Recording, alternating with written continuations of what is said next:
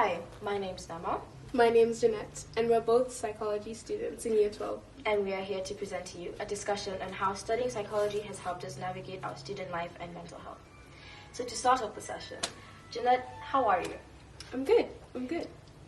How are you really? Well, I know, it's such a complex question.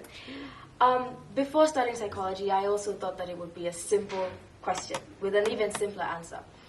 But since studying psychology, I realized emotion is a lot more complex than we think it is. that's so true. Actually, remember when we were studying Shakti and Singer? The two-factor theory of emotion? Yeah, that one. And just discovering how our personal experiences have an influence on how we perceive the world and how we react to different situations. Take an exam setting, for example.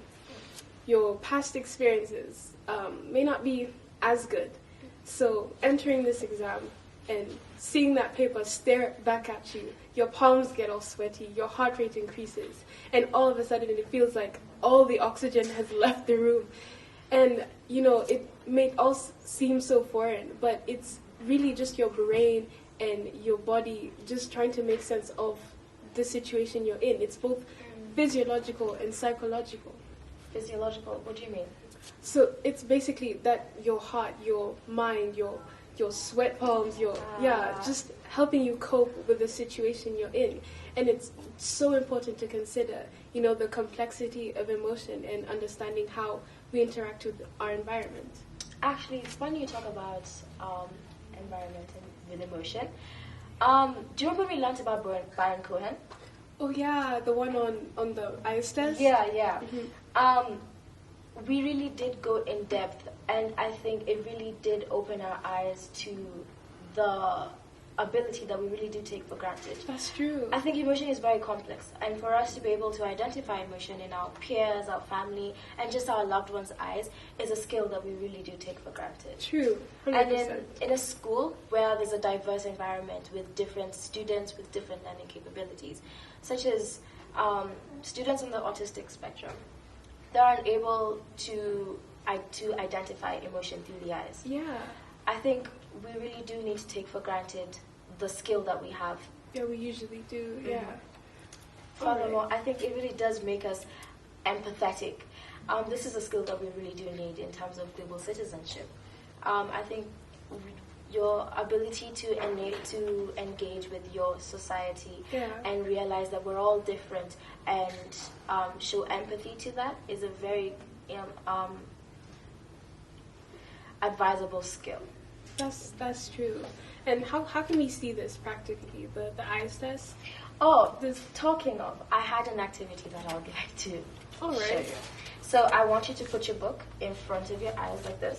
Okay. And you're going to show us two facial expressions, and I'm going to try and guess your emotions. Okay, first one. Shocked? Yeah. Angry? Yeah. Cool. Just for the audience, we're going to try and exercise this skill. So Jeanette is going to do one facial feature, and I'm a facial expression, and I'm going to do one facial expression. All right. That looks like disgust. Yeah.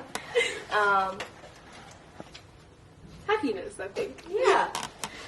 So this is a really important skill, and I think as a society, it's important for us to remember and be empathetic to those who are not able to identify this. That's so true. And, you mentioned global citizenship. It's so important to consider how different we are and understand, our differences, because then we're able to bring solutions to such a diverse society and then better understand how to cope in this society and even with our differences, Actually, talking of coping in society, if you don't mind, let me take you back to COVID-19 and mental health. I think when COVID-19 began, there was such an influx of information through social media. I think because of lockdown, therapy wasn't much of a active thing anymore. So we took onto Instagram, TikTok. I know you guys looked on Instagram. And a lot of the information on social media was very it was not accurate. Yeah. It was sort of a thing where you would take all the boxes and of this True. mental illness, and now you have OCD, anxiety, depression. Yeah. And just the other day, I was looking at a post, and it seemed like everything that it was listed was. I could relate to, and I was like, all of a sudden, I have ADHD, all of a sudden I have OCD, but these are real mental illnesses that people, struggle with. Yeah. And it's so important to be able to understand how to distinguish between fear and phobias. So it's not to invalidate, either of the two, but to understand, how each and every one of them, you can use different coping mechanisms and treatment that has been devised over time with psychologists. Consider the DSM-5. Actually, yeah. The list of criteria, there are almost 300 about mental illnesses that have been discovered. I would never have known. And, just considering different treatment methods that have been developed and applying it to real life and school life, mindfulness therapy, just considering your situation, considering, taking a step back, sort of a third-person perspective, could really help you in, coping in, daily life. I think it's funny that you talk about the DSM-5, because talking of the DSM-5 in terms of phobias, a lot of the time, talking of the misinformation on social media, we mix up fear and phobias. Yeah. And although phobias include the emotion fear, a lot of the time it's an unproportional reaction to a non-threatening stimuli. That's true. I think going through the DSM-5 in psychology really did open up our eyes to different mental health illnesses and also phobias. Like anxiety, I didn't know anxiety was considered a phobia. And phobia is an anxiety disorder, and it's so important, to understand the development in psychology and, considering the different real issues in the world, and now consider real solutions to real people problems. Yeah, instead of it sort of being a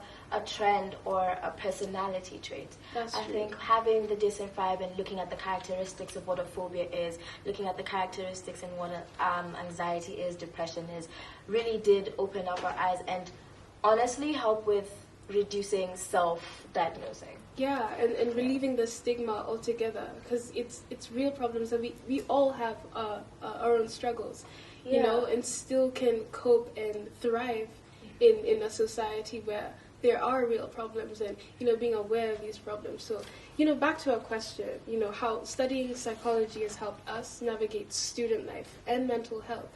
What would you say has been your conclusion, and what have you discovered? I think my conclusion has just been I've been able to be more resilient in the way I problem solve.